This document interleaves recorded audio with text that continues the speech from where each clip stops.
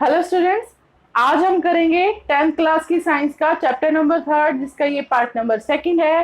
Part number 1 में हम metals and non metals की प्रॉपर्टीज को डिफाइन कर चुके हैं, उनको डिफरेंशिएट कर चुके हैं, उनको मतलब जो आपके गुण धर्म थे धातु और अधातु के गुण धर्म, भौतिक और रासायनिक गुण धर्म को अलग अलग कर चुके हैं। ठीक है, आज हम करेंगे कि धातु और अधातुओं को निष्कर्षित कैसे किया जाता है या फिर धातुओं को निष्कर्षण, मेटलर्जी क्या होती है, मेटलर्जी कैसे की जाती है, उसको करते हैं। ठीक है, तो सबसे पहले आपका टॉपिक है occurrence of metal. Occurrence of metal का मतलब आपकी जो अर्थ क्रस्ट है, आपका जो पृथ्वी की भूपर पट्टी है, उसके अंदर आपकी जो धातुएं हैं वो किस तरह से पाई जाती हैं, उसको आप क्या कहते हो, अकरेंस ऑफ मेटल। ठीक है, उसके बाद देखिए ये किस तरह से पाई जाती है। ये है आपकी सक्रियता श्रेणी, मतलब रिएक्टिव सीरीज। रिएक्टिव सीरीज के बेस पर हम इनको अलग अलग तरीके से मेटलाइज करते हैं, मतलब इनको निष्कर्षित करते हैं, इनको एक्सट्रैक्ट करते हैं। सबसे पहले potassium, sodium, calcium, magnesium and aluminium, ये जो 5 एलिमेंट होते हैं ये बहुत ही ज्यादा रिएक्टिव कैटेगरी में आते हैं। ठीक है, तो इन ज्यादा रिएक्टिव कैटेगरीज के लिए हम इलेक्ट्रोलाइसिस का यूज करते हैं, मतलब विद्युत अपघटन का यूज करते हैं, जिसके अंदर इलेक्ट्रिसिटी का यूज करके मेटल को प्योरीफाई किया जाता है, प्योर मेटल या फिर शुद्ध धातु को निकाला जाता है। मतलब विद्युत का यूज करके, बिजली का यूज करके हम बिल्कुल शुद्ध धातु को निकालते हैं। ठीक है, उसके बाद ये है आपकी मॉडरेट रिएक्टिव, मतलब बिल्कुल नॉर्मल रिएक्शन में, भाई ना तो ये कम रिएक्टिव है ना ही ये ज्यादा रिएक्टिव है, ये बीच मध्यम रिएक्टिव रखती है, मध्यम अपनी अभिक्रियाएं रखती है। जिंक, फेरस, पारा, कॉपर और एच जी पारा होता है, भाई पीवी लेड होता है। ठीक है, तो ये जो 5 है ये आपकी बहुत ही हल्की, भाई मीडियम टाइप की, मीडियम लेवल की रिएक्शन देती हैं। इसके अंदर आप रिडक्शन बाय कार्बन करते हो, मतलब कार्बन द्वारा अपचयन का यूज करते हो, कार्बन द्वारा इसमें इसको प्योरीफाई करते हो, इसको शुद्ध करते हो। उसके बाद जो सबसे कम रिएक्टिव होती हैं वो होती है आपकी चांदी और सोना, जो बिल्कुल फ्री स्टेट में पाई जाती हैं और इनको बस कुछ नहीं करना होता, इसके लिए ज्यादा कोई आपको प्रोसेस लगाने की जरूरत नहीं होती, इसमें बस इसको गर्म करना ही बहुत होता है। ठीक है, अब चलिए इनके लिए इन ओर्स को अलग से करते हैं। अब एक बात और देखिए, जो आपकी अकरेंस होती है वो आपकी 3 चीजों में होती है, मिनरल्स, ओर्स और गैंग। मतलब मिनरल्स खनिज, अयस्क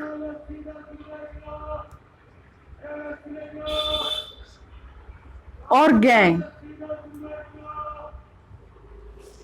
ठीक है, मिनरल्स मतलब खनिज। खनिज क्या होते हैं, जो धरती में आपके मिलावट के रूप में पाए जाते हैं, भूपर पट्टी पर पाए जाते हैं। भूपर पट्टी के अंदर पाए जाने वाली धातुओं के जो छोटे छोटे चीज, मतलब छोटे छोटे पार्ट्स होते हैं, उनको आप क्या कहते हो, खनिज। भूपर पट्टी में पाई जाने वाली चीजों को आप क्या कहते हो, खनिज।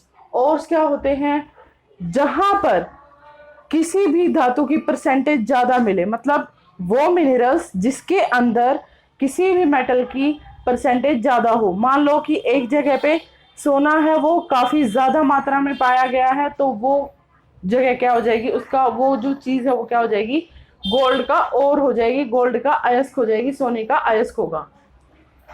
उसके बाद आती है गैंग। गैंग जो अयस्क के अंदर आपके पास इम्प्योरिटी होती है, अयस्क के अंदर जो आपके पास अशुद्धियां होती हैं, उन अशुद्धियों को आप क्या कहते हो, गैंग। ठीक है, अब उसके बाद देखिए हम चलते हैं अब सीधा आपके एक्सट्रैक्शन पर। एक्सट्रैक्शन के अंदर हमें क्या करना है, इन ओर्स का यूज करके, इस सीरीज का यूज करके अपने मेटल को प्योरीफाई करना है। ठीक है, अब हम करते हैं कि ओर को किस तरह से प्योरीफाई किया जाता है। तो देखिए इस प्रोसेस को आप क्या कहोगे, एक्सट्रैक्शन ऑफ मेटल फ्रॉम ओर, मतलब अयस्क से धातु का निष्कर्षण। ठीक है, अब उसके बाद देखो, सबसे पहले हमने ओर लिया, उसके बाद उसकी कंसंट्रेशन को चेक किया, मतलब उसको कंसंट्रेट किया, उसको सांद्र बनाया, ठीक है। उसके बाद हम चेक करते हैं कि वो क्या है, हाई रिएक्टिव है, मीडियम रिएक्टिव है या लो रिएक्टिव है। तो इसमें क्या है, हम पहले चेक करते हैं कि वो हाई रिएक्टिव है, मीडियम है या फिर लो रिएक्टिव, मतलब उच्च अभिक्रियाशील है, ज्यादा अभिक्रियाशील है, मध्यम अभिक्रियाशील है या निम्न अभिक्रियाशील है, बहुत कम अभिक्रियाशील है, ठीक है। अब उनकी अभिक्रियाशीलता चेक करने के बाद, उनकी रिएक्टिविटी चेक करने के बाद हम इनको क्या करेंगे, अलग अलग प्रोसेस से डिफाइन करेंगे, अलग अलग प्रोसेस के ऊपर लगाएंगे, अलग अलग प्रक्रियाओं द्वारा इनका निष्कर्षण करेंगे। तो सबसे पहले देखिए, हम हाई से शुरू करते हैं। हाई जितने भी रिएक्टिव एलिमेंट्स है, मतलब पोटेशियम था, सोडियम था, इन सब के लिए हम इलेक्ट्रोलिसिस का यूज करते हैं। इलेक्ट्रोलिसिस का यूज करते हैं। इलेक्ट्रोलिसिस के अंदर क्या किया जाता है, मोल्टन ओर मतलब पिघला हुआ ओर रखा जाता है, पिघला हुआ अयस्क रखा जाता है, जिसके अंदर हम क्या करते हैं, इलेक्ट्रिसिटी द्वारा उन पिघले हुए ओर में से गैंग को अलग करते हैं और अपने मेटल को अलग करते हैं। इसमें देखिए क्या करते हैं, आप एक कंटेनर लेते हैं, एक बर्तन लेते हैं, कांच का बर्तन जो होता है आपका नॉर्मली साइंस लैब में, उसके ऊपर आप एक छड़, तो एक जो लेड है पूरा, मतलब एक जो पूरा लीड है, एक वो तो क्या करोगे, प्योर मेटल की रखोगे जिसको आप बोलोगे कैथोड, ठीक है। एक स्ट्रिप तो आप बिल्कुल प्योर मेटल की रखोगे जिसको आप कैथोड बोलते हो। दूसरी स्ट्रिप या दूसरा जो छड़ होता है उसको आप अशुद्ध धातु का बनाओगे, अशुद्ध और का बनाओगे, इस अयस्क का बनाओगे, ठीक है। अब उसके अंदर आप एक सॉल्ट रखोगे, सॉल्ट सॉल्यूशन रखोगे, फिर क्या करोगे, उसको इलेक्ट्रिसिटी से कनेक्ट करोगे, ठीक है। जैसे यहां पर देखिए, मैंने ये एक बर्तन लिया, ठीक, इसमें ये मैंने प्योर धातु का ले लिया, प्योर मेटल का ले लिया इसको, ये क्या है आपका कैथोड, क्या है, कैथोड, हिंदी में भी ये कैथोड ही बोला जाता है। उसके बाद ये जो मोटा सा स्ट्रिप लोगे, ये क्या लोगे, एनोड, ये आपकी अयस्क अशुद्ध धातु का बनता है। ये किसका बनता है, आपकी अशुद्ध धातु का, जिसको आप शुद्ध करने वाले हो या शुद्ध करना चाहते हो। इसके अंदर एक सॉल्ट सॉल्यूशन रख लिया आपने, ठीक है। अब इसको और इसको मैंने एक बैटरी के साथ कनेक्ट कर दिया, ठीक। जब हम इस बैटरी को ऑन करते हैं, मतलब जब हम इसमें से बिजली गुजारना शुरू करते हैं, तब क्या होता है, जो अशुद्ध धातु है इसमें से अशुद्ध धातु निकल के यहां पर इकट्ठी हो जाती है, जिसको आप गैंग बोलते हो, ठीक है। इसको आप क्या बोलते हो, अशुद्ध धातु जो पिघल के क्या करती है, नीचे निकलना शुरू हो जाती है, और जो शुद्ध धातु है वो इसके ऊपर जाकर जमा होना शुरू हो जाती है, इस टाइप से, ठीक है ना। शुद्ध धातु क्या करेगी, एनोड से कैथोड के ऊपर जाकर जमा होना शुरू हो जाएगी, और जो अशुद्ध धातु है वो आपके सॉल्ट सॉल्यूशन में पिघल कर घुलकर क्या करेगी, नीचे की ओर जमना शुरू हो जाएगी। ये होती है आपकी इलेक्ट्रोलिसिस की प्रोसेस, ठीक। अब उसके बाद आपके पास pure metal as a cathode आ जाएगा, और जो एनोड है वो पूरा का पूरा खत्म हो जाएगा। अब देखिए, मीडियम रिएक्टिविटी में क्या करते हो आप, मतलब जो मध्यम अभिक्रियाशील है, मध्यम अभिक्रियाशील चीजें हैं, उनमें आप क्या करते हो, तो उनमें आपके पास दो तरह से आपके अयस्क मिलते हैं। एक होता है कार्बोनेट अयस्क, एक होता है आपका सल्फाइड अयस्क। मतलब आपको दो तरीके से अयस्क मिलते हैं, एक तो कार्बोनेट के रूप में मिलता है और एक सल्फाइड के रूप में मिलता है। अब यहाँ पर आपके पास दो प्रोसेस आएंगी। सल्फाइड के रूप में जो आपको और मिला है, सल्फाइड के रूप में जो अयस्क मिला है, उसके लिए आप रोस्टिंग का यूज करते हो, मतलब भर्जन का यूज करते हो, ठीक है। और जो कार्बोनेट के रूप में आपको अयस्क मिलता है, उसके लिए आप कैल्सिनेशन या निस्तापन का यूज करते हो। दोनों के अंदर ही एक काम किया जाता है, इसमें से सल्फाइड को हटाकर ऑक्साइड बनाया जाता है, इसमें कार्बोनेट को हटाकर ऑक्साइड बनाया जाता है, ठीक है। तो भर्जन को आप किस तरह से डिफाइन करोगे, या फिर रोस्टिंग को आप किस तरह से डिफाइन करोगे, in which process the sulphide are converted into oxides. The sulphides are converted into oxide. और हिंदी में देखिए भर्जन की डेफिनेशन क्या होगी, भर्जन की परिभाषा क्या होगी, जिस प्रक्रिया के दौरान हम धातु के सल्फाइड्स को उनके ऑक्साइड में परिवर्तित कर देते हैं, धातु के सल्फाइड्स को, जैसे यही है ZnS है, इसको मैं क्या करती हूं ZnO में कन्वर्ट करती हूं, तो ये क्या है आपका भर्जन। क्या है भर्जन। इसमें हमने क्या किया है, सल्फाइड को ऑक्साइड में चेंज कर दिया है। किस तरह से किया है, हमने इसको वायु की उपस्थिति में गर्म किया है। क्या किया है, वायु की उपस्थिति में गर्म किया है, जिससे सल्फर डाइऑक्साइड बाहर निकल गई है, सल्फर ऑक्साइड बाहर जा चुकी है और ZnO आपके पास बन गया है, मतलब जिंक ऑक्साइड आपके पास बन गया है। दूसरी तरफ देखिए यहाँ कार्बोनेट है, कार्बोनेट के अंदर निस्तापन होता है, कैल्सिनेशन होता है, in which process the carbonate are converted into oxides, जिसमें कार्बोनेट को ऑक्साइड में परिवर्तित किया जाता है। इसमें सेम प्रोसेस है, लेकिन इसमें क्या है, इसमें तो सल्फाइड को ऑक्साइड बनाया है, लेकिन इसमें कार्बोनेट को ऑक्साइड बनाएगा। क्या करेगा, कार्बोनेट को ऑक्साइड बनाएगा। ठीक है, इसमें सल्फाइड चेंज हुआ था, इसमें क्या हुआ है, कार्बोनेट चेंज हुआ है। ये हवा की उपस्थिति में, मतलब प्रेजेंस ऑफ एयर में गर्म किया जाता है, ये विदाउट एयर किया जाता है। ठीक है, ये क्या किया जाएगा, विदाउट एयर किया जाएगा, बिना हवा के इसको गर्म किया जाएगा, तभी किस में बदल जाएगा भाई, ZnO में बदल जाएगा। ठीक, अब क्या करोगे, इन दोनों के ऑक्साइड्स को भी चेंज कर लोगे, इन दोनों के क्या करोगे, ऑक्साइड्स को भी चेंज कर लोगे अब उसके बाद देखिए यहां पर भी ऑक्साइड बन गया, यहां पर भी ऑक्साइड बन गया, लेकिन हमें तो चाहिए प्योर। ठीक है, तो ऑक्साइड को भी हटाने के लिए हम इसको कार्बन की प्रेजेंस में गर्म करेंगे, जिससे कार्बन डाइऑक्साइड अलग निकल जाएगा और आपके पास प्योर धातु आपके पास आ जाएगी। ठीक है, तो ये क्या होगा, आपका ऑक्साइड्स ऑफ मेटल को बिल्कुल सॉर्ट करना या फिर बिल्कुल खत्म करना। ठीक है, अब ZnO है, तो इस ZnO को मैंने क्या किया, कार्बन के साथ गर्म किया, तो क्या बन गया, Zn प्लस CO2। ठीक है, यहां पर आप 2 लगा सकते हो, ये आपकी रिएक्शन बन गई। ठीक है ना, यहां पर देखिए Zn बिल्कुल प्योर आपके, बिल्कुल शुद्ध रूप में आपके पास है, बिल्कुल प्योर फॉर्म में आपके पास आ जाता है। इसको बोलते हो आप एक्सट्रैक्शन ऑफ मेटल।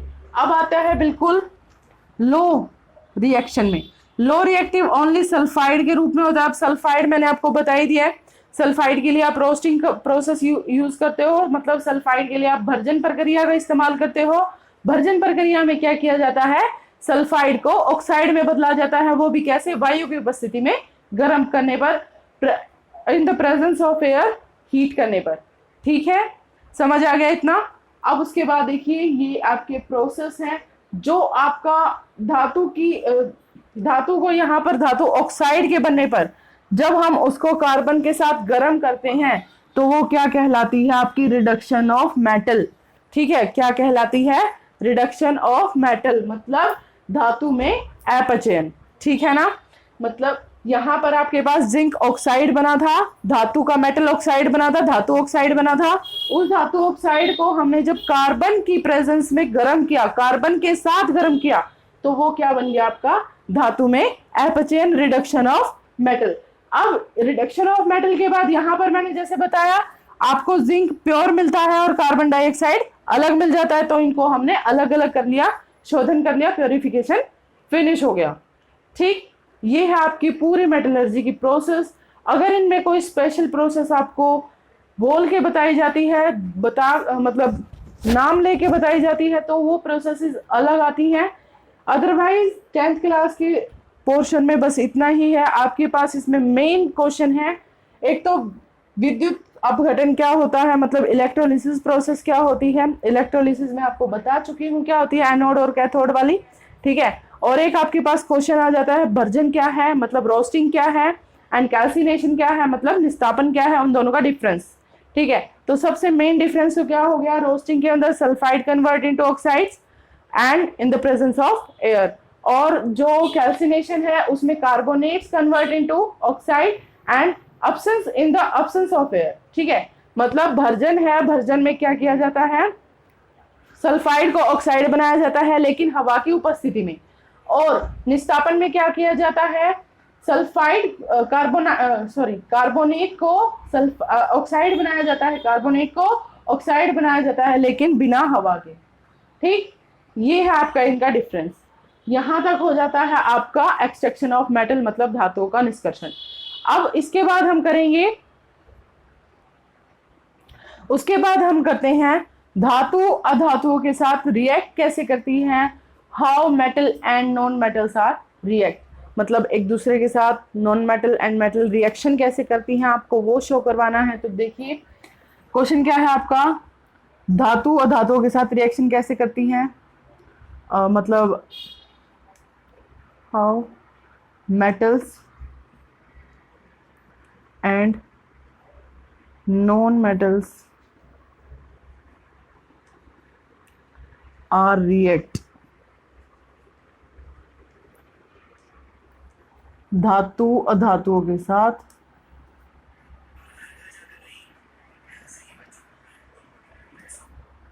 अधातु कैसे अभिक्रिया करते हैं, अभिक्रिया करते हैं। ठीक है, ये आपका क्वेश्चन है, मेन क्वेश्चन है, 5 नंबर का आ जाता है। तो देखिए धातु और अधातु आपके साथ कैसे रिएक्शन करते हैं आपस में। सबसे पहली बात, धातुओं के पास जो मेटल्स होते हैं हमेशा उनके पास क्या होता है, positive charge. It means they have capacity to, मतलब टेंडेंसी होती है इनके पास टू डोनेट देयर इलेक्ट्रॉन्स। ये क्या करते हैं, अपने इलेक्ट्रॉन्स को, अपने इलेक्ट्रॉन्स का त्याग करते हैं। इनके ऊपर इतनी कैपेसिटी होती है कि इलेक्ट्रॉन्स का क्या कर सकते हैं, त्याग कर सकते हैं। ठीक है, वेयर एज नॉन मेटल्स के ऊपर कैसी टेंडेंसी होती है, मतलब कैसा चार्ज होता है, नेगेटिव। नेगेटिव चार्ज क्या करता है आपका, मतलब नेगेटिव चार्ज का क्या मतलब है कि नॉन मेटल्स क्या करते हैं, किसी से इलेक्ट्रॉन एक्सेप्ट करते हैं, उधार लेते हैं। ठीक है ना, इसके ऊपर इसलिए क्या होता है नेगेटिव चार्ज, और इसलिए इसके ऊपर क्या होता है, पॉजिटिव चार्ज। अब देखिए बात वही है भाई, ये दे सकता है और ये ले सकता है, तो ये आपस में क्या कर जाते हैं, रिएक्ट कर जाते हैं। फॉर एग्जाम्पल ये क्या करता है, अपने इलेक्ट्रॉन्स किसको दे देता है, नॉन मेटल को दे देता है, जिससे नॉन मेटल भी क्या हो जाता है, बिल्कुल स्टेबल हो जाता है, अपने स्थायी रूप को ग्रहण कर लेता है। और अगर ये एक दूसरे के साथ ऐसे इलेक्ट्रॉन्स का लेन देन कर रहे हैं तो इनके बीच में क्या हो जाता है, बॉन्डिंग बन जाती है, बॉन्ड बन जाता है। ठीक है, और इसी तरह से आपकी रिएक्शन होती है। एग्जाम्पल के लिए हम लेते हैं NaCl। ठीक, NaCl में जो सोडियम है वो क्या है, आपका मेटल है, वेराज क्लोरीन क्या है, आपकी नॉन मेटल है। मतलब जो Na है वो क्या है, धातु है, और क्लोरीन क्या है, अधातु है। ठीक है, अब देखिए Na के पास कितने इलेक्ट्रॉन होते हैं, आपके 11 इलेक्ट्रॉन होते हैं, और क्लोरीन के पास कितने इलेक्ट्रॉन होते हैं, 17 होते हैं। राइट, अब उसके बाद देखो इनका इलेक्ट्रॉनिक कॉन्फ़िगरेशन करो, मतलब इनका इलेक्ट्रॉनिक विन्यास करो। इनका इलेक्ट्रॉनिक विन्यास इसका कितना हो जाएगा, 2, 8 और 1। ठीक, लेकिन इनका इलेक्ट्रॉनिक कॉन्फ़िगरेशन है, इनका इलेक्ट्रॉनिक विन्यास कितना होगा, 2, 8 और 7। अब हमें पता है कि किसी भी एटम को या फिर किसी भी तत्व को जब स्टेबल होना होता है, जब स्थायी होना होता है, तो उसके लास्ट ऑर्बिटल में कितने इलेक्ट्रॉन होने चाहिए, आपके 8 इलेक्ट्रॉन होने चाहिए। कितने होने चाहिए, 8 इलेक्ट्रॉन होने चाहिए। अब यहाँ पर कितने हैं, 1 है, तो इसका मतलब क्या है कि इसको 7 इलेक्ट्रॉन्स की जरूरत है, लेकिन इसके पास क्या है, 7 इलेक्ट्रॉन है, इसका मतलब इसको कितने चाहिए, 1। अब बताओ ज्यादा देने से, मतलब ज्यादा लेने से 1 देना आसान है, ज्यादा लेने से 1 देना आसान है। ये यहाँ पर 7 इलेक्ट्रॉन लेगा, उसके लिए इसको जितनी एनर्जी चाहिए उससे ज्यादा अच्छा होगा कि ये 1 इलेक्ट्रॉन क्या करे, डोनेट कर दे, उससे उसमें क्या करेगा, ज्यादा कम एनर्जी खर्च होगी। ठीक है ना, तो ये क्या करेगा, अपना 1 इलेक्ट्रॉन बाहर की तरफ निकाल देगा। ठीक है, तो इसने अपना 1 इलेक्ट्रॉन क्या किया, बाहर की तरफ निकाल दिया, हो गया। अब उसके बाद देखिए क्लोरीन के ऊपर 7 इलेक्ट्रॉन है ना, 1, 2, 3, 4, 5, 6 और ये 7। ठीक है, अब ये एक को लेने में जितनी एनर्जी खर्च कर सकता है उससे कहीं ज्यादा 7 को देने में खर्च करेगा। तो इससे अच्छा होगा कि वो एक इलेक्ट्रॉन किसी से ले ही ले, है ना।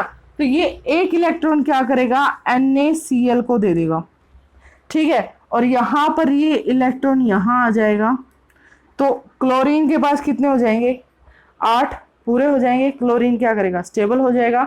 यहां पर इसने ये इलेक्ट्रॉन बाहर निकाल दिया, तो इसके पास आखिर के ऑर्बिटल में कितने बच गए, 8 इलेक्ट्रॉन बच गए।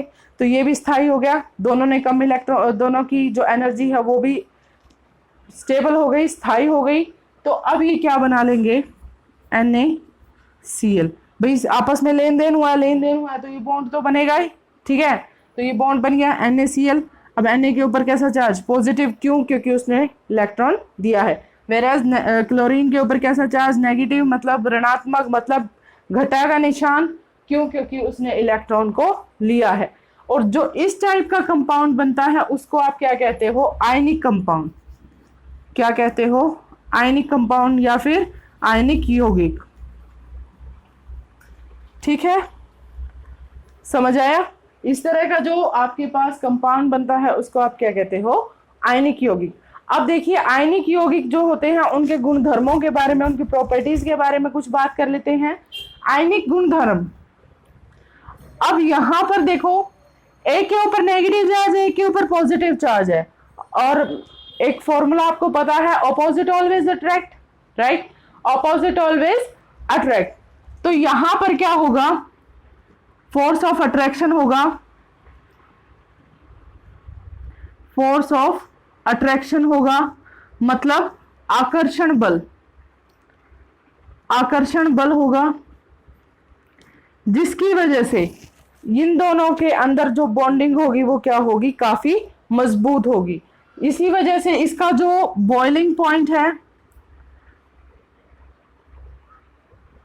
बॉइलिंग एंड मेल्टिंग पॉइंट दोनों ही, मतलब क्वथनांक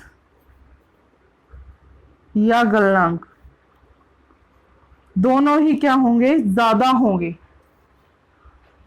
हाई होंगे, उच्च होंगे, ठीक है ना। ये तो है इसकी फर्स्ट प्रॉपर्टी, दोनों ही क्या हैं, उच्च हैं, हाई हैं। उसके बाद अब देखिए दूसरा, ये इलेक्ट्रॉन इलेक्ट्रिसिटी को क्या कर सकते हैं, कंडक्ट कर सकते हैं। इलेक्ट्रिसिटी को ये क्या करेंगे, कंडक्ट कर देंगे, इलेक्ट्रिसिटी को ये अपने अंदर से गुजरने देंगे। क्यों, क्योंकि हमें पता है भाई आयनिक चार्ज में क्या होता है, विद्युत आवेश के साथ एक दूसरे से जुड़े हैं, तो इसी वजह से क्या करेंगे, इलेक्ट्रिसिटी को अपने अंदर से गुजरने देंगे। उसके बाद इनकी जो एनर्जी है वो भी हाई होती है। हाई एनर्जी क्यों होती है, क्योंकि इनके अंदर क्या है, फोर्स ऑफ अट्रैक्शन होता है, ठीक है। तो ये 2-3 आप प्रॉपर्टीज इनकी याद रख लें तो ही बहुत है। उसके बाद इसमें एक क्वेश्चन बनता है कि कोई भी आयनिक सॉल्यूशन है, कोई भी आयनिक कंपाउंड है या आयनिक यौगिक है, जब तक वो ठोस अवस्था में है तब तक वो इलेक्ट्रिसिटी को पास नहीं करता, ठीक है, तब तक वो इलेक्ट्रिसिटी को पास नहीं करता। लेकिन जैसे ही हम उसको पानी में घोल देते हैं तो वो क्या करता है, इलेक्ट्रिसिटी को कंडक्ट करना शुरू कर देता है, इलेक्ट्रिसिटी का सुचालन करना शुरू कर देता है। ऐसा किस वजह से, क्योंकि जब तक कोई भी आयनिक कंपाउंड ठोस अवस्था में है, ठोस अवस्था में होने के कारण वो क्या करता है, अपने आयंस को बांध के रखता है, ठीक है। ठोस अवस्था में क्या करता है आयनिक कंपाउंड या फिर आयनिक यौगिक, अपने जो ये आयंस हैं, अपने आयंस को क्या करेगा, बांध कर रखेगा, इनको बिल्कुल टाइटली पैक करके रखेगा। लेकिन जैसे ही हम इनको डिसॉल्व कर देते हैं वाटर में, जैसे ही हम इसको पानी में घोल देते हैं, तो पानी में घोलने के बाद क्या होगा, इनके जो आयंस है वो फ्री मूव करेंगे, ठीक है। फ्रीली मूव करने के वजह से इसके अंदर से क्या होती है, इलेक्ट्रिसिटी पास होती है। तो इस क्वेश्चन को आप स्पेशली ध्यान रखिएगा कि आयनिक यौगिकों को जब हम पानी में घोल देते हैं तभी वो इलेक्ट्रिसिटी क्यों यूज करते हैं, इलेक्ट्रिसिटी क्यों कंडक्ट करते हैं, क्यों, क्योंकि पानी के अंदर घोलने पर जो इसके आयंस है वो क्या हो जाते हैं, फ्रीली मूव करना शुरू कर देते हैं, जिसकी वजह से इलेक्ट्रिसिटी कंडक्ट होना शुरू हो जाती है, ठीक है। ये हो चुका आपका पोर्शन। अब बिल्कुल लास्ट छोटा सा टॉपिक बचता है, संक्षारण क्या होता है, व्हाट इज कोरिजन, ठीक है। संक्षारण या फिर कोरिजन।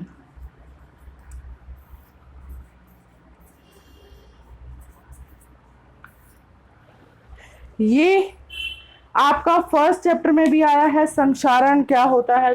किसी भी लोहे की वस्तु पर हवा या नमी की वजह से जंग लगना क्या कहलाता है? आपका संक्षारण कहलाता है। किसी भी लोहे की वस्तु पर, किसी भी धातु पर, एक्चुअली किसी भी धातु पर हवा व नमी की वजह से किसी उसके ऑक्साइड का, जैसे लोहा है, लोहे के ऊपर जंग लगता है तो जंग का फॉर्मूला क्या होता है? फेरस ऑक्साइड, ठीक है ना, Fe2O3, Fe2O3। तो यहां पर मैं लिख रही हूं जंग का फॉर्मूला, जंग या फिर रस्ट का क्या है? Fe2O3, ठीक है ना, Fe2O3। तो इसी तरह संक्षारण क्या होता है? किसी भी धातु की परत का हवा या नमी की वजह से खराब हो जाना संक्षारण कहलाता है। इसके बाद इसके बचाव के तरीके आते हैं। अब आप सिंपल सी बात, लोहे को जंग से बचाने के लिए आप क्या क्या यूज करते हो, सब आप इसके अंदर यूज कर सकते हो, ठीक है। जैसे लोहे के ऊपर काला तेल लगाना, लोहे को पेंट कर देना, लोहे को हवा व नमी से दूर रखना, या फिर उसका क्या करना, उसकी मिश्र धातु बना देना, वो क्या होता है? संक्षारण से बचाव के तरीके होते हैं, ठीक है। ये क्वेश्चन आपका 3 नंबर में आता है, इसकी परिभाषा व उससे बचाव के तरीके। उसके बाद रस्ट का मतलब जंग का आपसे फॉर्मूला पूछ ले तो क्या है? Fe2O3 ferrous oxide, right. आपको ये समझ आ गया होगा, ठीक। आज के लिए बस इतना ही। अगली क्लास में हम इसके एक्सरसाइज या फिर चैप्टर नंबर 4 को शुरू करेंगे, ठीक है। अब उसके बाद अगर आपको मेरी वीडियो अच्छी लगी है, अगर आपको मेरा समझाना मतलब मेरे जो समझाया हुआ पार्ट है वो आपको अच्छे से समझ आ गया है, तो आप मेरी वीडियोस को लाइक कीजिए, शेयर कीजिए एंड सब्सक्राइब कीजिए। Thank you so much.